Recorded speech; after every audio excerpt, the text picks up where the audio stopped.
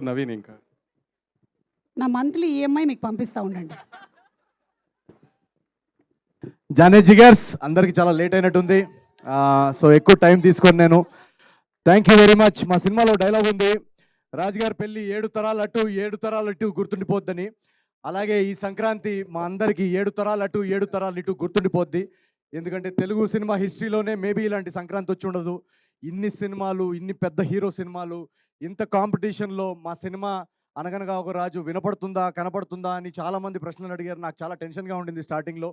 So అలాంటి ఒక కాంపిటీషన్లో వచ్చి కూడా సంక్రాంతి బ్లాక్ బస్టర్గా ఈరోజు మా సినిమా నిల్చుంది అంటే అది కేవలం మన తెలుగు ప్రేక్షకుల మ్యాజిక్. సో నేను ఎన్ని ఈ టూర్లు చేసినా, ఎంత మీకు థ్యాంక్ యూ చెప్పుకున్నా కూడా అది చాలా చాలా తక్కువే. ప్రతి ప్రేక్షకుడికి ఎవరైతే మా సినిమా సితారా ఎంటర్టైన్మెంట్ సినిమా, మా నాగవంశీ గారి సినిమా, నా నవీన్ సినిమా వస్తుందని నమ్మి ఫస్ట్ డే వెళ్ళి టికెట్ కొని మీ కష్టార్జితం మా సినిమా మీద పెట్టినందుకు పేరు పేరున ప్రపంచవ్యాప్తంగా న్యూజెర్సీ కానీ, ఏలూరు కానీ, నెల్లూరు కానీ, అటు యూకే కానీ, ఆస్ట్రేలియా కానీ, న్యూజిలాండ్ కానీ, ఈ ప్రతి ఒక్కరు తెలుగు ప్రేక్షకులు ఎక్కడున్నా కూడా మీ అందరికీ నేను శిరస్సు వచ్చి నేను పాదాభివందనాలు చేసుకుంటున్నాను. మీరు మీరు లేకపోతే అసలు నవీన్ పోలిశెట్టి అనే వ్యక్తే ఉండడు. So thank you so much. ఒక 2-3 పేర్లు రాసుకొని వచ్చాను నేను, వాళ్ళ గురించి నేను ఖచ్చితంగా మాట్లాడాలి.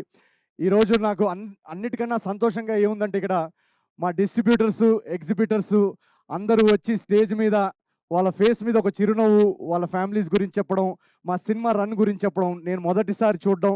అండ్ చాలామంది వాళ్ళలో నా 4 సినిమాలు డిస్ట్రిబ్యూట్ చేశారంట. సో ఫస్ట్ థింగ్, నేను ఒక కథ విన్నప్పుడు నేను 3 గురించి ఖచ్చితంగా ఆలోచిస్తా. కథ విన్నప్పుడు ఫస్ట్ మా ప్రొడ్యూసర్కి డబ్బులు లాస్ అవ్వకూడదు. 2 మా డిస్ట్రిబ్యూటర్స్ అండ్ ఎగ్జిబిటర్స్, వాళ్ళు ఖచ్చితంగా ఈ సినిమాకి మనం పెడుతున్న బడ్జెట్కి ఖచ్చితంగా వాళ్ళు బ్రేక్ ఈవెన్ అవ్వాలి. అది అవ్వాలి. వాళ్ళు వాళ్ళ సొంత కష్టార్జితం పెడుతున్నారు, వాళ్ళు లాసెస్లోకి వెళ్ళకూడదు అనేది ఒక నా మైండ్లో తిరుగుతూ ఉంటుంది.